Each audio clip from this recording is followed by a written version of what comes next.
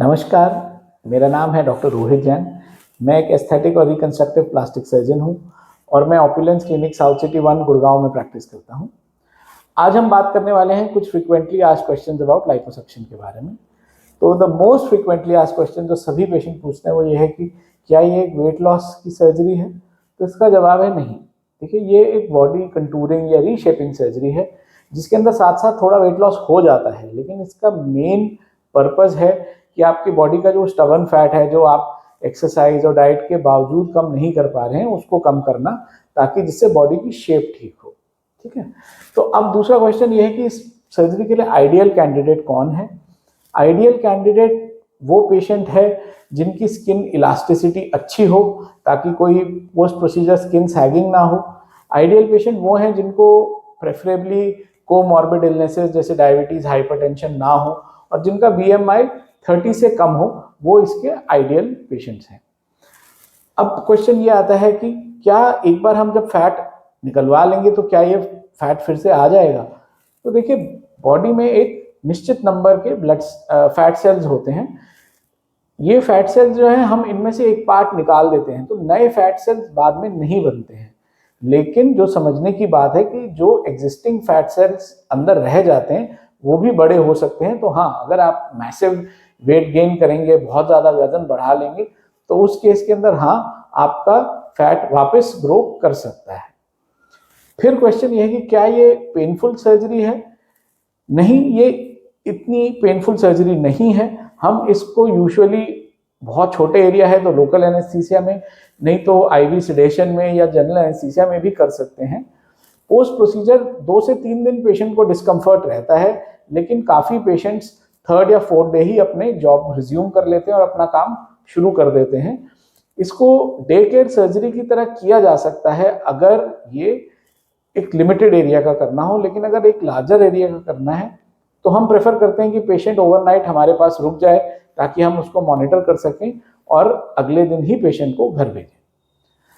फिर क्वेश्चन ये आता है कि कितना टाइम लगेगा रिकवर होने के लिए? जैसे मैंने आपको बताया कि 2 से 3 दिन डिस्कम्फर्ट रहता है, depending on patient to patient. Usually 4 to 7 day पे सभी पेशेंट अपना नॉर्मल काम रिज्यूम कर सकते हैं। अब अगला क्वेश्चन ये है कि किस एरिया का लाइपोसक्शन हम कर सकते हैं? तो most commonly tackled area for liposuction तो एब्डोमेन यानी कि पेट, और फ्लैंक्स यानी कि जो साइड का, जिसे हम कॉमनली लव हैंडल्स बोलते हैं, वहीं का किया जाता है। बट इसके अलावा आर्म्स का, ब्रेस्ट का या चेस्ट का, बैक का, थाई का, लेग्स का लाइपोसक्शन भी किया जा सकता है और इसके काफ़ी अच्छे रिजल्ट आते हैं। तो ये एरियाज को भी लाइपोसक्शन से टैकल किया जाता है।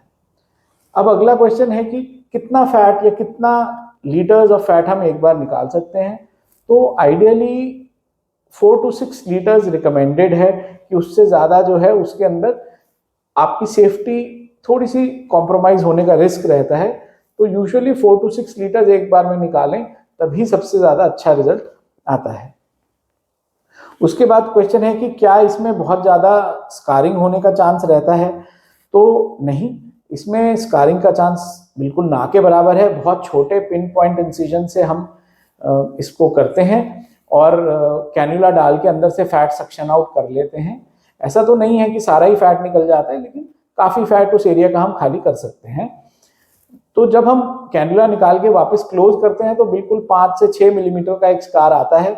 ऐसे मल्टीपल स्कार्स होते हैं, लेकिन ये नॉर्मल स्किन बॉडी लाइंस के अलॉन्ग ही दिया जाता है, ताकि अनलेस आप बहुत ध्यान से देखें इसका स्कार मार्क नजर भी नहीं आता है।